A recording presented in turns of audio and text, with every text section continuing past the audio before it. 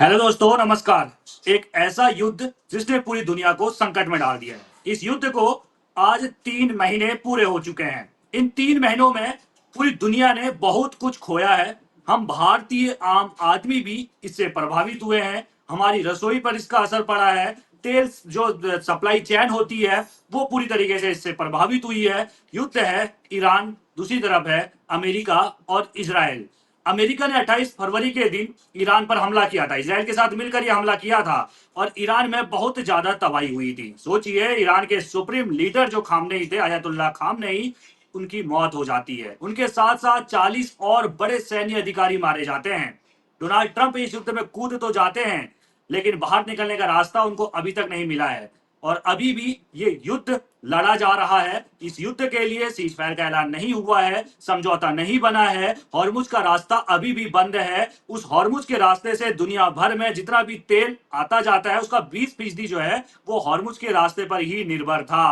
भारत जैसा देश जो 85% अपनी जरूरत का तेल जो है, क्रूड ऑयल जो है, वो बाहर से मंगाता है। और सबसे अधिक मार अगर देखा जाए तो पूरी दुनिया में तो पड़ी पड़ी, साथ में भारत पर भी पड़ी, हमारी रसोई पर भी पड़ी, हमारी जेब पर भी पड़ी। सिलेंडर महंगा हुआ, हमें सिलेंडर नहीं मिला, हम धूप में खड़े रहे। इसके अलावा देखिए, पेट्रोल डीजल के दाम पिछले 15 दिनों में बहुत ज्यादा बढ़ चुके हैं। सीएनजी देखिए आप कितनी महंगी हो चुकी है। और जब पेट्रोल डीजल सीएनजी महंगी होती है तो घर में सब कुछ महंगा होता है। इसका असर भले आपको अभी नजर नहीं आ रहा होगा, लेकिन आने वाले महीने में इसका असर आपको नजर आएगा। जब सब्जियां महंगी होंगी, दालें महंगी होंगी, आपके घर की जरूरत की हर चीज महंगी होगी। तो आखिर सवाल सबसे बड़ा खड़ा होता है कि इस युद्ध से किसको क्या मिला, किसकी जीत हुई? डोनाल्ड ट्रंप की क्या जीत हुई? डोनाल्ड ट्रंप जो इस युद्ध में कूदे थे, खुद उन्होंने 28 फरवरी के दिन जो है अपने जो वो सोशल मीडिया अकाउंट चलाते हैं ट्रूथ, उस पर उन्होंने पोस्ट डाला था कि हमने ईरान पर हमला कर दिया। इस हमले के पीछे का लक्ष्य हमारा जो है, हमारे लिए जो सबसे बड़ा खतरा था वो ईरान का परमाणु कार्यक्रम था और उसकी बड़ी बड़ी लंबी दूरी वाली जो मिसाइलें हैं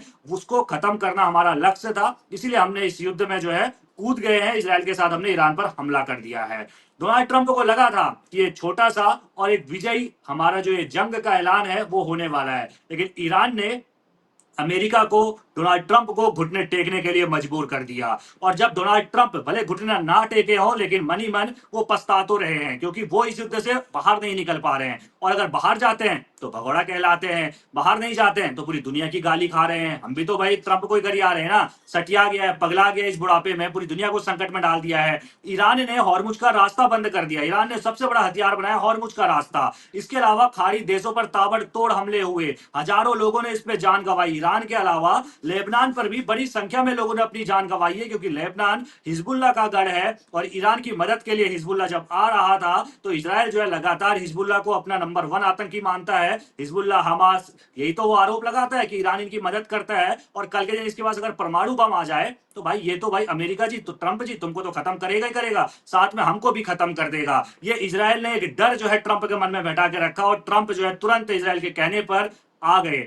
ट्रंप आए, ईरान में हमला किया। ईरान ने जवाबी हमले करते हुए जो है वो खाड़ी देशों में, यूएई, सऊदी, इसके अलावा आप देखिए कतर में, बहरीन में, जितने खाड़ी देश जो अमेरिका प्रो देश हैं उन पर धावा बोला। वहां अमेरिका के जो सैन्य ठिकाने हैं उन पर धावा बोला। इसमें करीब आम जो है 10 से 12 आम नागरिक भी खाड़ी देशों में मारे गए। ईरान के अंदर आप देखिए कि 3500 लोगों की करीब मौत हुई है, 26,000 से ज्यादा लोग घायल हुए इस हमले में। इसके अलावा लेबनान की बात करें तो यहाँ पर भी 3,000 से ज्यादा लोगों की मौत हुई और करीब 12 से जो है 16,000 लोग यहाँ पर घायल बताए जाते हैं। यानी कि हजारों लोगों की जान लेने वाले इस युद्ध से किसको क्या मिला?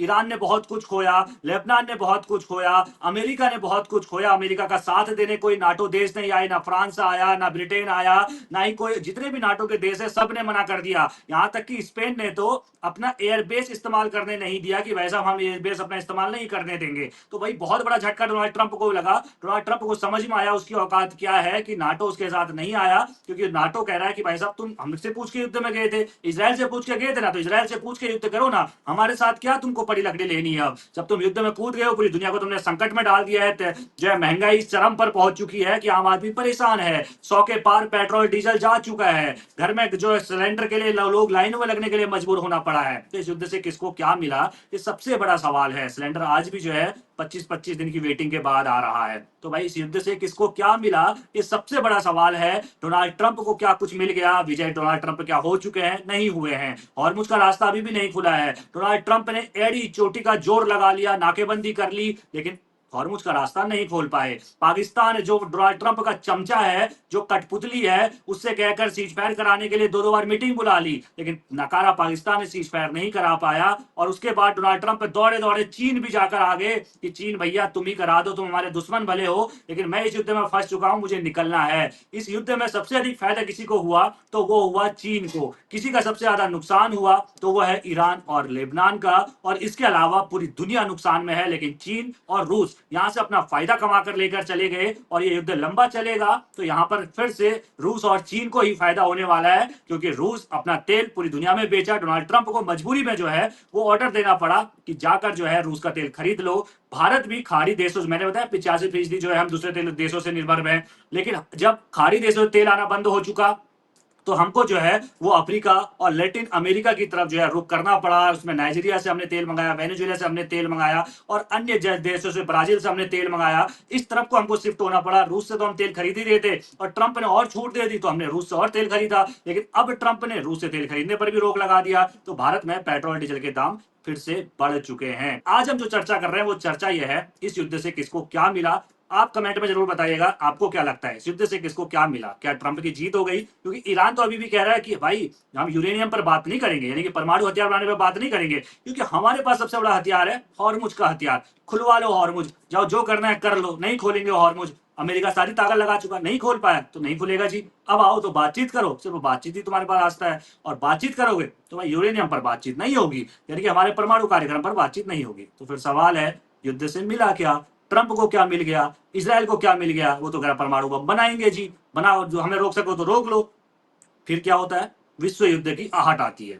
हो सकता है अगर नहीं मानी बात, हॉर्मुज का रास्ता यूं ही बंद रहा, क्योंकि दुनिया के पास विकल्प नहीं है, और अगर अमेरिका, डोनाल्ड ट्रंप पहले नाटो देशों के साथ बातचीत करके हमला करते, नाटो देश साथ आते, तो आज ईरान घुटनों पर होता।